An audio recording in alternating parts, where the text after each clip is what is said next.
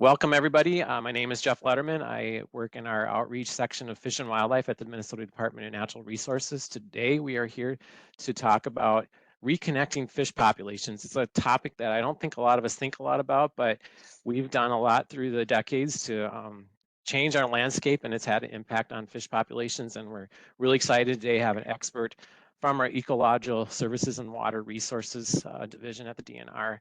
Jon Lore is here to talk about how we are and what we're doing and the importance of reconnecting our fish populations. So Jon, I'm going to hand it over to you. Thanks for joining us today.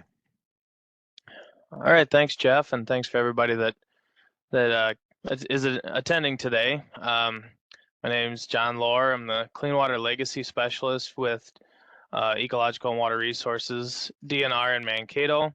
And today I'll be talking about some of our work in reconnecting fish populations and discussing dams, culverts, and other fish barriers. So to start off, I'm taking a page out of my pastor's playbook. Before he gives a sermon, he always has a dad joke. So I'm going to skip to the next one. So what did the fish say when it swam into a wall? Of course, dam. And I put this in here because one, it's a little corny, but two, it also shows that when we're at a point where we're making dad jokes, dams are a normalcy in our lives where in the history of fish populations in Minnesota, they're not. So just to kind of think about that as we're going along and the big disruption that's happened as we put these structures into our streams. So as a clean water land and legacy specialist, what do I do? First off, I'm fully funded by the 2008 amendment of the Clean Water Land and Legacy Amendment. This is a 0.3% increase in taxes that was voted on back in 2008 and is continuing through 2034. I've been in this position since 2000. Well, I've been in the Mankato office since 2012, and this position since March of this year. And what I do as a specialist is collect channel stability data on wadable streams in Region 4, which is southwestern, south central Minnesota, 32 county area. And we're looking at how rivers are changing over time with flooding issues and other things going on. Looking at natural stream connections, so that's kind of what we're talking about today, connections from upstream to downstream, so if there's a fish barrier, or also from the stream to its floodplain. So if a channel can or cannot get connected to its floodplain, that has an impact on stream stability and also fish spawning areas. Then I also work with area hydrologists to evaluate changes in rainfall and river flow over time. So how increased rainfall is leading to flooding, and also land use changes are happening that are also contributing to flooding. And then a big part is collecting our data, analyzing it, and creating these reports to give to local partners or presentations like I'm doing today. Other DNR divisions, if you know DNR, we have quite a few different divisions, pretty diverse. We go anywhere from wildlife to state parks, fisheries. You know, we're contributing these data to all those divisions as well. And then other agencies like the Pollution Control Agency and the Board of Water Soil Resources, in order to provide restoration and protection strategies for our streams and watersheds. And a part of that, a pretty significant chunk of my job is doing stream restorations, dam removals, and crossing replacements.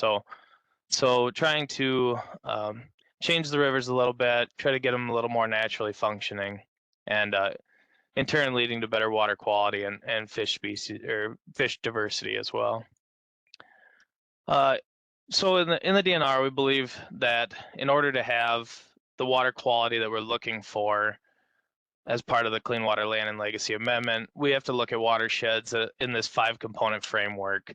All of these components are connected, so it's important to remember that if any one of them is changed, then it can have a detrimental impact on other ones. So just to go through real quick, again, these natural connections, this connectivity. I'm going to put my pointer on. So we've got connectivity right here. That's our natural connections upstream, downstream. Our hydrology, which is our rainfall and stream flow. And then geomorphology, big word, but really what we're looking at is how rivers change over time. And what's causing these changes? Is it a natural process, or is it accelerated due to human interactions? And these are the three that my office deals with the most.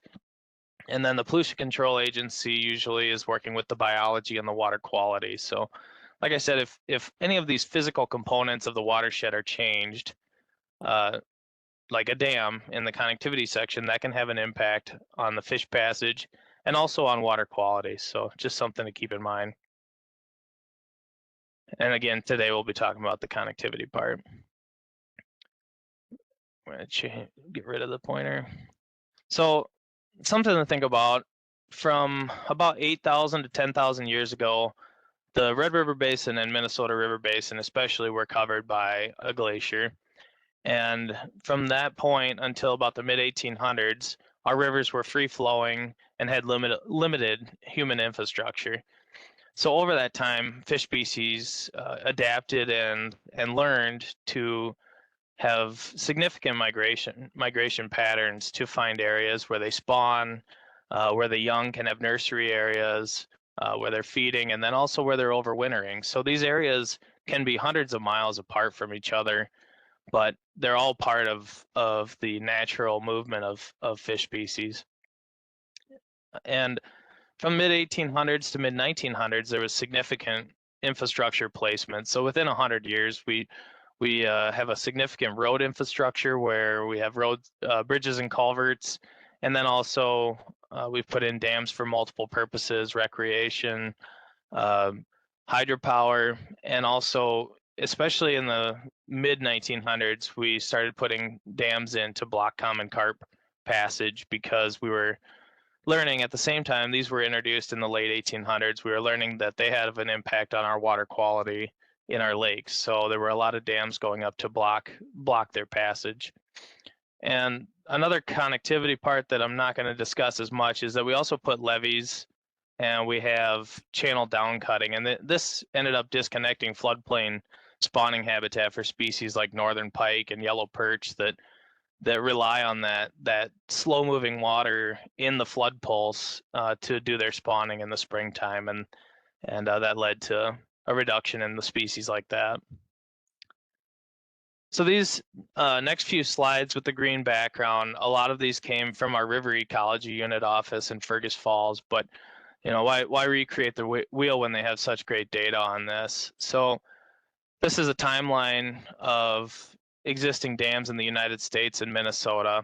The yellow is the United States, the kind of maroonish color is Minnesota. So you can see this timeline starts about 1850 in Minnesota, and by 1970 most of our infrastructure was put in. We looking at these brackets here, we're talking about most of our major rivers were blocked by a dam at this point before 1900, and we really didn't have actual fish surveys until the late 1800s, early 1900s. So by the time we actually documented the fish species in most of these water bodies, many of them were already disconnected from their habitats.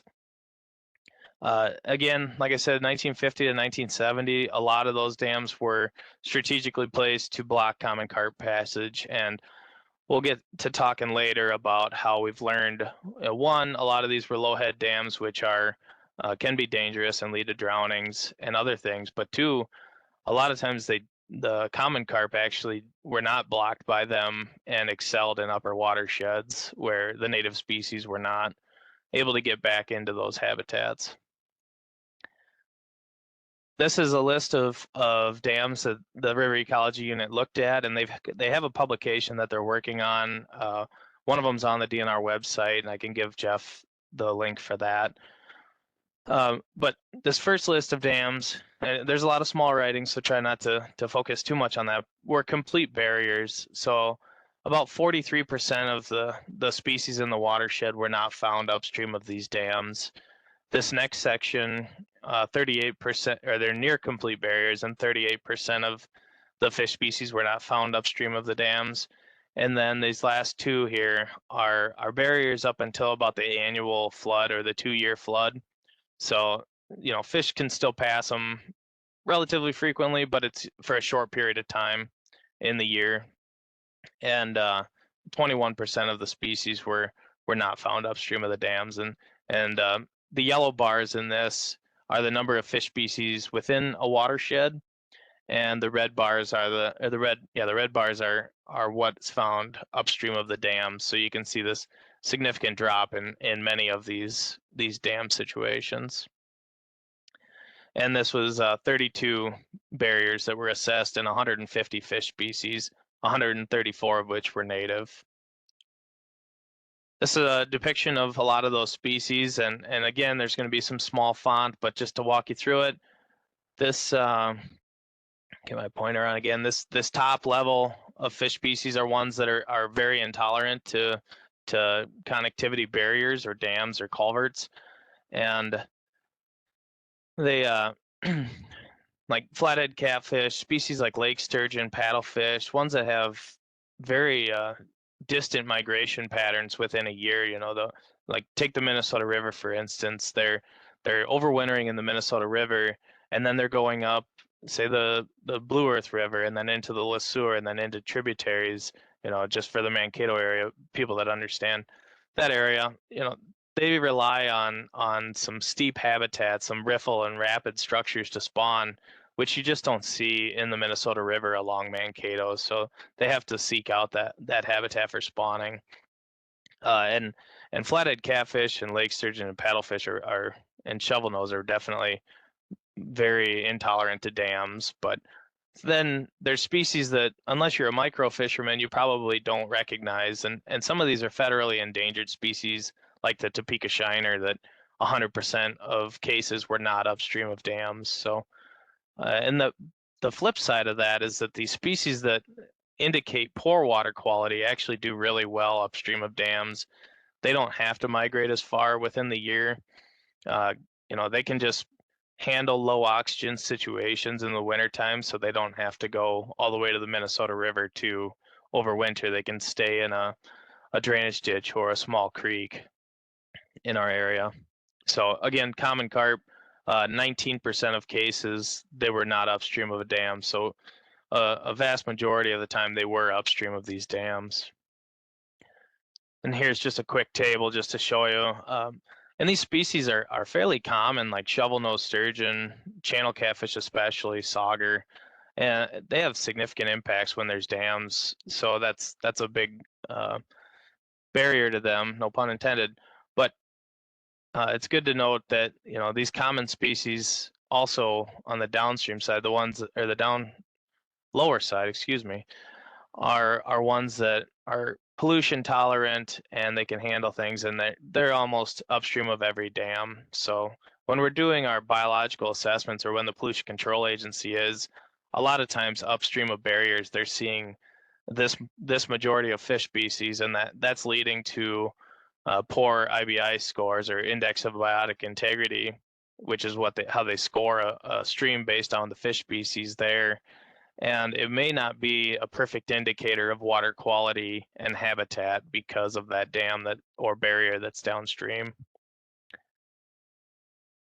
This next graph is a little busy.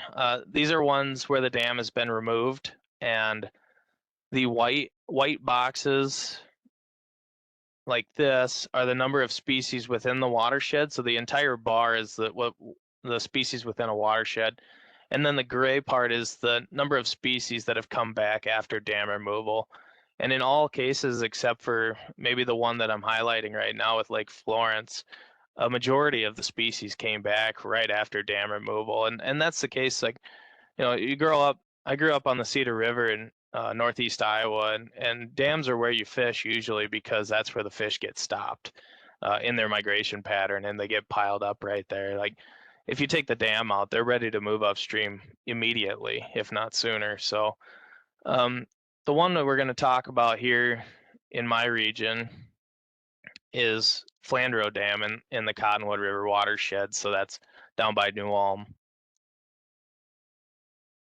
So Flandreau Dam is located in the lower Cottonwood River watershed, pretty close to where it dumps into the Minnesota River. And I'll get my laser pointer again. Here's the Minnesota River coming down Here's Flandreau Dam and City of New Ulm. And then this section right here is what we call a geologic nick zone. So it's an area of active downcutting and higher slope relative to the landscape. And within that area, we have a lot of these boulder rapids, and that's the kind of habitat that like lake sturgeon are looking for when they're spawning, like I discussed earlier. So the dam being downstream of all that, those fish can't get to that habitat. And also in the Cottonwood River watershed, we have this coteau, this white area. This is a really high landscape, and it comes down pretty quick too. So there's a lot of that rapid area in here as well with these tributaries. So it's good to note that um, the dam had blocked all of this, and the dam was installed in 1937. It was originally 28 feet high. It failed numerous times in its lifespan from flooding and other issues, and was eventually removed in 1995. And before removal, it was the upstream limit of 24 native species, and almost, like I said, almost 100% of the watershed upstream of the dam. So it was not connected to the Minnesota River. This is a real quick graph before and after with different game species. So where we saw fish species upstream of the dam before the dam was removed and after. So only about 5% of cases there were walleye and northern pike before the removal, whereas almost 1 out of every 4 sites had walleye there, and 17% had northern. Smallmouth bass really improved. Rock bass really improved, and largemouth bass somewhat improved. That's more of a lake species that can be located in the upper watershed.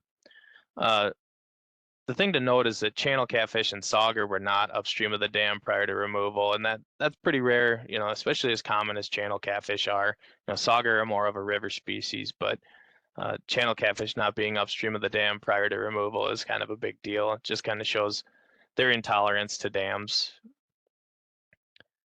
Now, more recently, this is kind of in the middle of the Cottonwood River watershed by Sanborn and Lamberton, if you know the area well. But more recently, in 2020, we had 3 dams: the Kuhar Dam, Sanborn Golf Course, which was an irrigation water or pond, and Soldiers and Sailors Park, which was another lowhead dam that ended up getting removed. And I'll go through those real quick.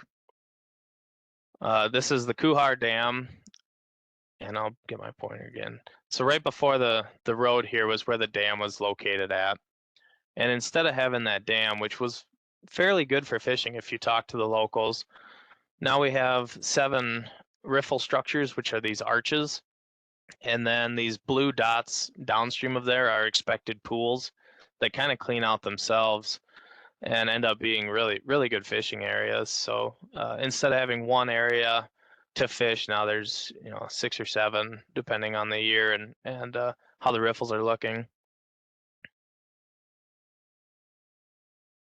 And this is kind of what the riffles look like. They're lower in the center. They're fairly steep, about a 1/2 of a foot of drop.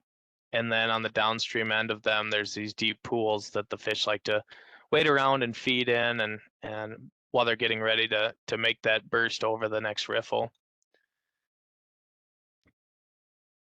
Now, the second one is at the Sanborn Golf Course, and you can see there's a control structure there, and that was strictly for irrigation purposes for the golf course. And in order to get this project done and make it passable, we wanted to make sure that they still had the availability of water for irrigation. So we left the crest elevation the same, and then we built this rapids going down from that crest elevation, and making sure that it's long enough that the slope is favorable for fish passage. So, and it also makes for great spawning habitat if fish were to get into this area. And then the last one is at Soldiers and Sailors Park, and this is a fairly low head dam that actually had some flanking issues and was failing. So it was good to get that one out as well. And this is one of the riffles. Again, you can see the pool on the downstream end, especially in this clear water. And the locals have confirmed that it's a fairly decent spot for catching fish. And now to show kind of the extent of what's been going on, and Luther Odlin, who has retired from the DNR now and still does some dam removals, he has a role in almost every one of these, but all across the state we've had dam removals that have led to nature like fish passages, um, rock rapids or riffles like I showed in the other case, and we're just reconnecting our rivers as rapidly as we can. These projects are expensive and they take time, so we're certainly prioritizing them, and some of them are based off of when dams are failing, because a lot of them are reaching the end of their lifespan, and with newer age flooding, we're seeing a lot of them failing. So that provides an opportunity to get in there and reconnect the fish passage in these watersheds. John, can you go back to the previous slide, the one with the Yep. riffles? I just wanted to point out, or maybe have you talk a little bit more, the one before this one. The structures, a lot of times it involves bringing in a lot of rock and that stuff, right, to help raise the level or to create the riffles. Is that how that works? Yep. Yeah, And a lot of this is brought in. This particular one has more rock than it should, but that story's for another day. and then also, a lot of folks on listening are really interested in fishing. You point out some of the fishing features here, right? You mentioned to me earlier. Oh, sure, yeah. Hang on a second. It gets confusing getting this pointer, but this one you can't see it as well. But we have these larger rocks on the downstream side of them, and yeah, they provide a little bit of control in higher flows and slowing the water down, but in lower flows they make for really nice casting platforms. So we intentionally place these flatter rocks in these situations so fishermen can go out and stand on them and have a nice casting platform, so they're not tripping over all the other riprap out there. Thanks. Yeah, I think it's really neat that we're really intentional, the DNR, about creating better fishing opportunities. So thanks for sharing that. Yeah, thanks for catching that. So going back, this was a big story in the Red River Basin last year, and again this year is seeing these lake sturgeon that are now spawning in the Red River Basin for first time we've documented it in more than 100 years, according to this article. And I gave Jeff and Benji the link to this, but certainly this year there were other documentations of lake sturgeon spawning, and I don't know the exact date. That I think the efforts really came up in the early 1990s, but these fish have to get fairly old to get to maturity. So definitely it takes time and effort and getting them to the areas where they want to spawn before they actively can. So it's been a really big effort and a success story in the Red River Basin for sure. Now, not just dams, as you saw in the title, also discussing culverts, and like I talked about before, we have an intense transportation infrastructure. And what I mean by that is that we have roads everywhere now where they weren't before. Where I live in rural Faribault County, we have a square mile grid, basically, where it's, you don't have to go more than a mile to make a turn on a different road. And if you get into urban areas, it's even higher density. So every time the road crosses a stream, you must have a bridge or culvert to pass the water. So, and a lot of times these culverts can be improperly sized or placed for stream stability and fish passage. And also over time, the lifespan of a culvert can be, 50 years or so. Rivers are changing, and if the culverts stay in the same, then ultimately it ends up being a fish barrier in a lot of cases. So going back to the Cottonwood River watershed, I apologize, this is busy, but you can just take out of it that the black lines are roads, and the red dot and the blue lines are streams in the watershed, and the red dots are basically every crossing where a stream and a road intersects. And within this watershed, there was 1,452 road crossings. That's over one per square mile, and around 56% of them are culverts. So, just prioritizing this becomes a little bit of a nightmare, when you have to go out and inventory all of these crossings to see if they're fish passage barriers or not. And fortunately, in our case with the Cottonwood River watershed, the River Ecology Unit went out and for a summer surveyed all of these culverts and ranked them based on their ability to pass fish. So these dark red, these ones, are considered a complete barrier, so fish can't get past them. The lighter red, the 2, is a significant barrier, so it's a fish barrier at most times. And yellow is kind of their fish barrier sometimes, and green is this culvert is never a fish barrier. So you can see the lack of green in this, the green dots in this really shows how much the culverts can block fish passage in these watersheds. The triangles are dams. If you see in the middle, there's 3 dams or 3 triangles. Those are the 3 that we've removed in 2020. So those barriers are now gone, and fish have the ability to get all the way up to the headwaters of the Cottonwood River watershed and up to some of those tributaries as well. A complete analysis of fish barriers showed in the Cottonwood River watershed there were 196 fish barriers, at least partial barriers, and 67 of them were on perennial streams, which means that the stream always has water in it.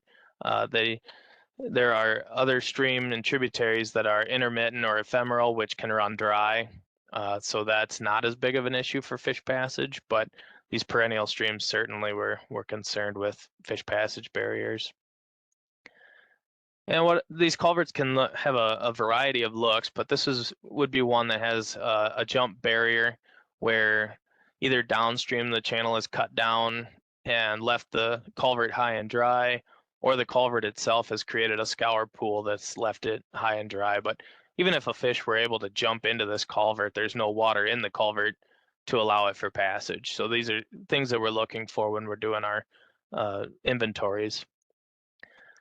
This is another one that was placed in 2014 or 2015, and it was built with a weir on the upstream end that acts as about a 2-foot dam. So fish are essentially blocked from passing upstream of this. And interestingly enough, on this one, there's actually a lowhead dam about a mile upstream of this culvert that was potentially running out of lifespan. And now, even if that dam were to be removed, we've still got this culvert downstream blocking fish passage. This one looks like maybe they put some riprap in there to try to reconnect, but it certainly wasn't packed correctly, and water just kind of runs underneath the rocks. Fish are never going to get through this culvert, especially in dry periods like it is in this photo. And then here's another one that just shows a really old culvert. The downstream channel is actively incising, and the apron is now high and dry, and fish aren't going to pass upstream. Now, Jeff wanted me to show some of these where we've run into perched culverts, and we've made attempts to reconnect them. You live and learn, and some of these, we've learned that what we did needs to be done better, so we don't do it all the time. Because as you can see on this picture on the right, after the first flow event, some of these rock, the amount of water and the velocities coming out of these culverts in flood events can really move some large rock, and you can see the rock piled up right in here. That rock used to be at the apron of the culvert that allowed it to let fish in, and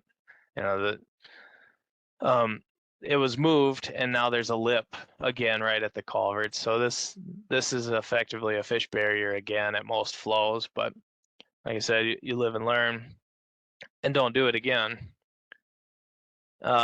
This particular one, the first picture on the left is where a local partner had tried to put a cross vein in and reconnect the culvert, but the culvert has a drop as well. And then on the right, MnDOT replaced the culvert in a couple years ago and created this fishway that was a little bit better in higher flows. This picture's in low flow, so it's hard to detect if at higher flows it would be passable, but certainly there's some big cracks in between the rocks, and water's likely going through the rock as opposed to over it. So we're working on on better communication with projects like this, where we can get them where they are fish passable, especially when a new culvert's going in that's going to have a lifespan of roughly 50 years. And then in other cases, this is one that had an outlet drop barrier before, and the picture on the left shows that it still has an outlet drop, but on the right, at the upstream end of it, they lowered the culvert to alleviate that drop, but they also had to deal with grade control. So now there's a drop within the culvert, so effectively not passing fish. And in this particular situation, it maybe isn't as big of a deal because of the upstream watershed being channelized and fairly small streams that most of these fish species aren't going to spawn in or live in even. But still just another example of what's going on in southern Minnesota. And then this one wasn't a fish barrier per se. It was just another thing that we're doing with road crossings, and I wanted to show it, is that a lot of times we have either undersized or oversized culverts. And this one had two large culverts, and they were filling up with sediment, hard to walk through. And instead of doing that to get our capacity to pass flows, and another issue at this one is that they were having a lot of issues with the road overtopping. So we come in, and one last time, I'll get my pointer. We put a box culvert in that matches the width of the channel. So this time it was about a 12-foot box culvert. And then for our flood flows, to keep it from overtopping, there's a floodplain culvert here, a floodplain culvert here, and a floodplain culvert here. And that alleviates, one, it slows down the velocities at the road during flood events, but it also keeps water from going over top the road and leading to potential failures in most cases. Certainly a 500-year flood or something probably still would go over the road, but a majority of floods don't anymore. So that's been helpful in this case. And then certainly there's also natural barriers, especially in the Mankato area, where all these streams have downcut, and some of them intersect our bedrock layer and leave these beautiful waterfalls. But when we're looking at biology in the watershed, we should note that these waterfalls are there so we know what to expect naturally in the upstream watershed, knowing that maybe fish aren't the way to tell if the habitat and water quality is good enough to pass clean water goals. Now, if you're interested and you do your own fishing, there's the Watershed Health Assessment Framework. So this is a GIS layer that's available to the public that the DNR hosts, and you can have all these different active layers. So in this one, I clicked on the inventory of dams statewide. You can see that it's turned on right here, and all of these pink triangles are dams in Minnesota. So if you're ever, at a fishing spot and you think, it's a local hole and you think it looks like it'd be pretty good for fishing, but there's nothing there, you could always look at this map and see what's downstream if one of these pink triangles are downstream of where you're at. So something to look at. And then also the WAF has these ecological health scores. So going back to those components I talked about earlier on the right here, the hydrology, geomorphology, biology, connectivity, water quality, this one is connectivity, and especially aquatic connectivity. And the red sections show that this area is not connected to its downstream watershed, whereas the green ones show that it is connected. So you can zoom in to the area where and kind of get an idea of all of these health scores. And it's pretty slick tool, especially and user friendly, to get in and just look at kind of what's going on in your watershed. If maybe fish passage isn't the thing you're interested in, there's so many other things that you can look at in this web page. So I thought I would put a plug in for that. And with that, I don't have any more slides, so hopefully everyone enjoyed. Thanks, John. That's really great information and really important stuff for us to think about. And it's really excited to see that the Division of Eco Waters and Ecology and Water Resources is working on all this stuff. We have some time, so folks want to add some questions. Well, Benji just popped in the poll, so if you would like to take our poll, you can do that. There's a few questions for you, but if you have some questions for Jon, we've got some time here. Please pop those into the Q&A, and we can discuss and go over your questions. You touched on, the impact that this has on fishing and fish populations, but can you say a little bit more? One of the things I was struck with was improving, access to spawning and migration, really not just improving more fishing locations or areas that will now have fish, but it impacts the fish quantity too, right? So because they're more successful, there's more fish probably overall in the system. Yeah, absolutely. Going back to other ecological points, carrying capacity. If you have more area and more food available, you have more room for species and density of species. So, instead of having 100 walleyes below a dam, you can have thousands of walleyes upstream and downstream of the dam that are accessible to anglers, and that's a generic fishing species, and just Mhm.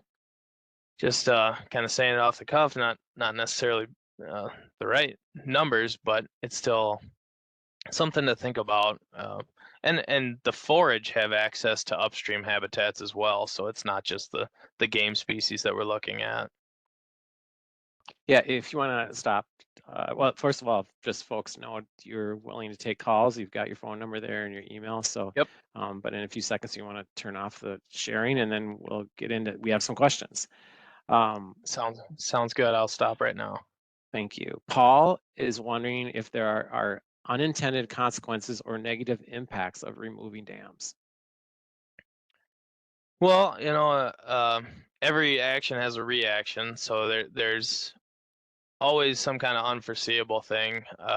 One of the things that I don't have a lot of experience with, and probably more needs to be done studying it, but we have big head and silver carp further downstream in the Mississippi River, and certainly removing barriers can have an access for them, but there's other people in the DNR that would be better at answering questions about big head and silver carp than myself, and certainly I can put you in contact with those people.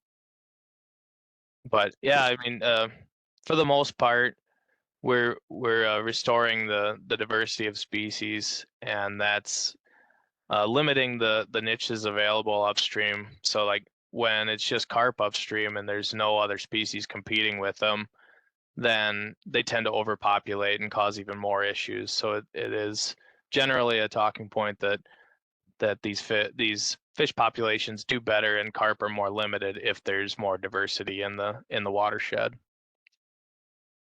Yeah, we have a couple more related questions. Mary actually made a really good point that we might want to remind people that mussels and probably some other organisms, um, sorry, I lost my spot, that they are definitely impacted and dependent, particularly mussels dependent on fish having passage to be able to move and migrate along a system.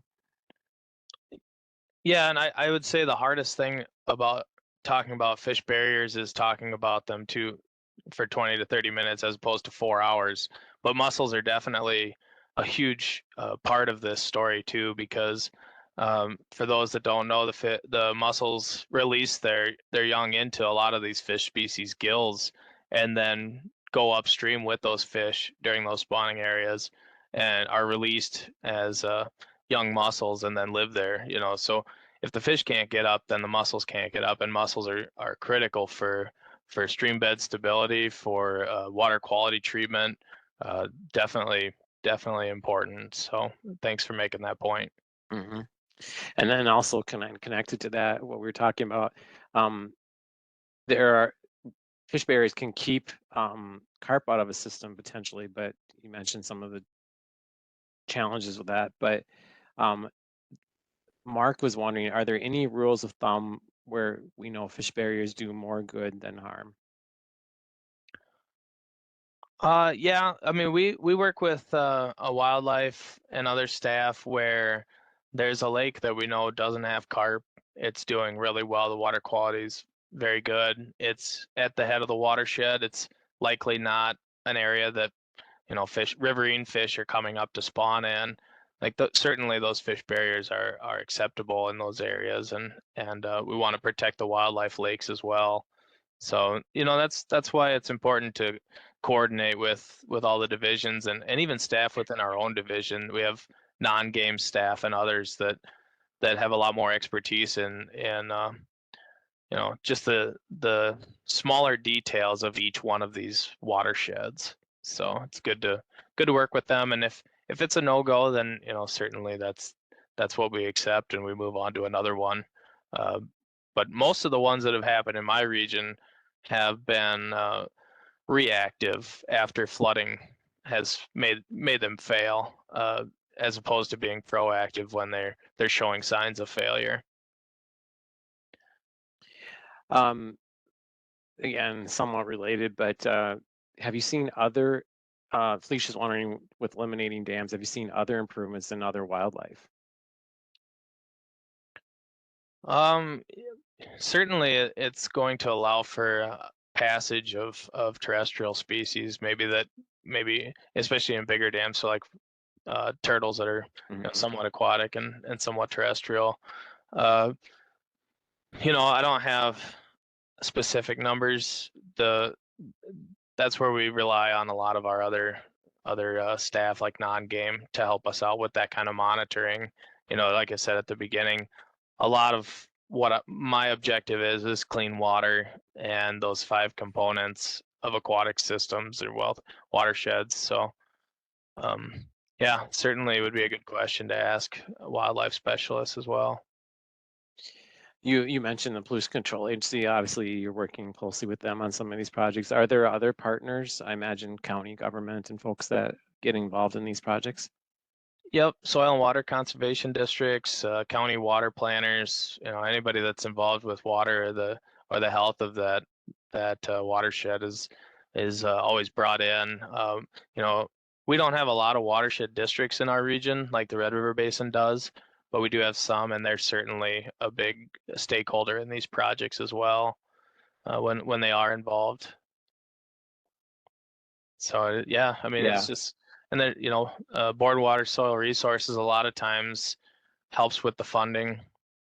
You know, they write the clean water checks a lot of times, and then Lessard Sam's funding does a lot of funding for these projects. So you know, we're just fortunate enough to have that kind of money to be able to do these projects the right way, and the technical expertise around the state.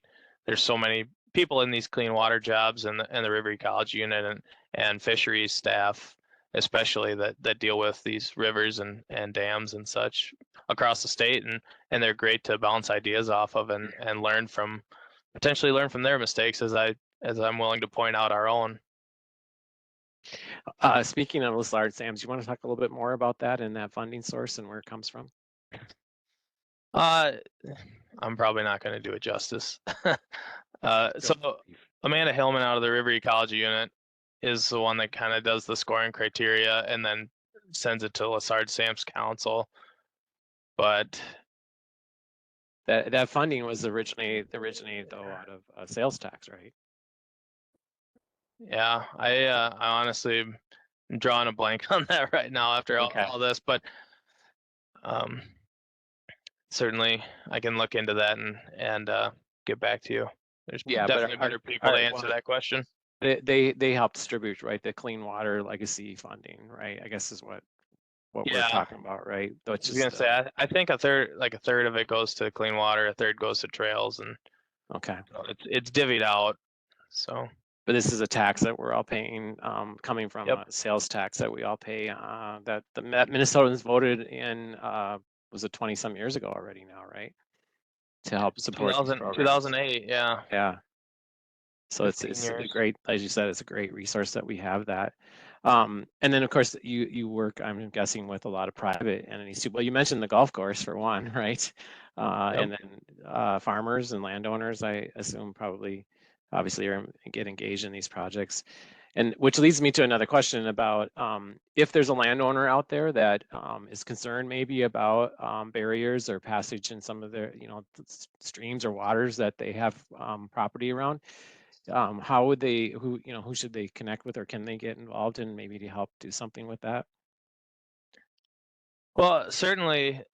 So there's one of my position in all 4 regions of the state, and we can probably get out the other names, or just contacting me can I can get you in contact with the person from your region. But ultimately, it works really well to go through your soil and water conservation districts as well, because they end up being the administrator of grants. A lot of times, it's not DNR that ends up with the grant administration. So, it's good to keep the soil and water conservation districts involved from the get-go as well. And with permitting, we have our area hydrologists that are important to keep involved as well with any kind of stream project on public waters.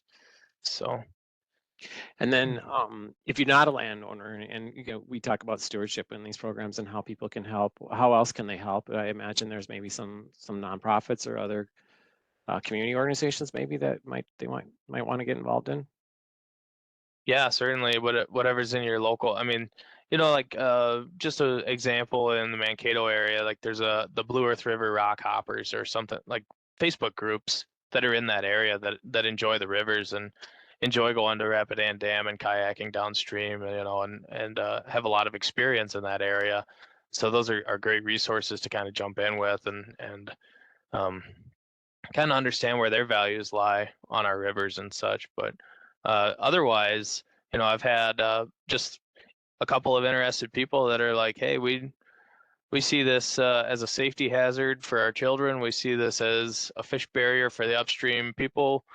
You know, what can we do to get this dam removed? We see it as a potential failure in the future. We put a lot of money into it, and a lot of times, I'm willing to give them information about dam removals so they can talk to their neighbors and stuff and just gauge their interest Mhm. before the DNR comes in and tells them, thou shalt remove the dam.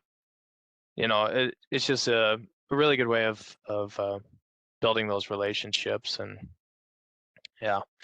Yeah, and then of course you can always talk to your local elected officials. I'm guessing Yep. city and county elected officials all have, obviously have a role in this. So thanks. Yep. I think you kind of answered this, but Mary actually specifically asked if there are people in all of the DNR districts doing the same things as John, and it sounds like there is. Yep, we have, so each region has a clean water legacy specialist, and then 1 or 2 watershed specialists that are full-time clean water funding.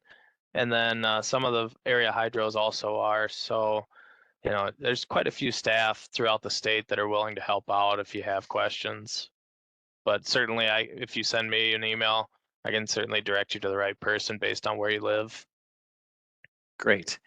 And Dan was wondering, and again, it's going to vary, I know, but he's asking, is there a rough estimate of the cost of removal of a barrier? And obviously depends on the size of the project and what's going on with, but is there some figure that you can kind of give us an idea? Yeah, a lot of it has to do with the amount of work that goes into it. The engineering alone is usually a high percentage of the overall bill. So how much engineering has to go involved or is involved in the project. We've had anything from the Cottonwood, Sanborn, Lamberton, all 3 of those together were just under $1 million from what I remember. Whereas at Blue Mountain State Park, where the dam failed, and certainly there was more work done, that was upwards of 2 to 3 million for that project. So and it's really good that we have those funding opportunities to do a project like that, because it's that's a significant amount of money, but it's also an investment in the future, and a drop in maintenance fees by not having the structure there, because maintenance of dams, based on the size of them, big dams especially, can be millions of dollars every couple of years. So Yeah, that's a really good point. And then you were talking about some of the reactive components of this where there's failures, but also I imagine when there's major road construction, we can integrate these best practices into the new construction or the reconstruction of a problem place or problem culvert. And then it's, and then how do you measure that? That's something you would have done anyway. So the costs Yep. overall are somewhat minimal. So it's good that we're doing that. Yeah, and so much time's been spent talking about dam removals, but culvert replacement is just as critical because there's so many more of them out there that when it comes across an area hydrologist dashboard, it's good for us to be in the know that, hey, that's one that we identified as a fish barrier. Let's do something better here, and hopefully they're willing to do it, because a lot of times if the culvert structure is in good condition, whether it's a fish barrier or not, the county's not interested in replacing it at that time because they have so many that aren't in good condition that they're working on replacing at the same time. Let's touch on climate change. That obviously is a big factor, right, in some of these issues with the water flow and these 500,000-year floods that seem to be occurring every few years. That's causing problems too, right? Yeah, I've yet to see a dam fail in low flow. Certainly it's the big flood events that end up taking them. In southern Minnesota, we've certainly had the one on High Island Creek in 2014, Blue Mountain State Park in 2014. I think Lake Shady over by Rochester was one that washed out. And when these dams wash out, it takes out a lot of area around the channel as well, so that a bridge goes out or something else happens. And like I mentioned before, the lifespan of dams and culverts is limited, and they're usually placed in a time, a lot of them were placed in a time where the climate wasn't like it is right now, so they're not hydraulically matched for today's climate, so that puts them at a disposition as well. But yeah, there's just so much that goes into it, but ultimately it's important that we acknowledge climate change in the future of these projects, and just what impacts our flooding is having on a lot of, like you look at like Duluth in the 2012 flood, how many culverts washed out because they weren't prepared for that kind of flood event. Yeah, so municipal engineers and hydrologists are starting to size and prepare for these large floods that are occurring more frequently and making sure that they can handle those flows. So it's an important piece of adapting to the changing climate. So it's great that we're looking at that and factoring that in. I think we've been through all the questions. Is there anything else you wanted to add at all, or? No, I just hope everyone enjoyed and learned something today, and certainly feels free to contact me at any time about any questions you might have. So, and that goes for people that are watching it as a recording as well that can't ask questions right now. Again, your email is jon.lore@state.mn.us, right? Yep. Well, just to follow up with for next week, or to add a note as we wrap up today, we're going to be talking about catch and release fishing, and it's a great time of the year to catch some fish, especially large fish. And so July 5th, next Wednesday, our talk is going to be with one of our fisheries experts talking about how to safely handle those large fish when you catch a trophy and release it so someone else can catch it again. And then the week after, we'll be doing a wildlife talk with white-tailed deer fawn and some of the research that's happening again a lot in southern Minnesota. So a lot of great things happening in your region. So thank you very much, Jon, for joining us today. Thank you everybody else for taking time out of this wonderful summer day to join us and keep everybody engaged and getting folks outside. So I hope you get a chance to get out and enjoy the beautiful summer. Thanks, everyone. All right, thanks.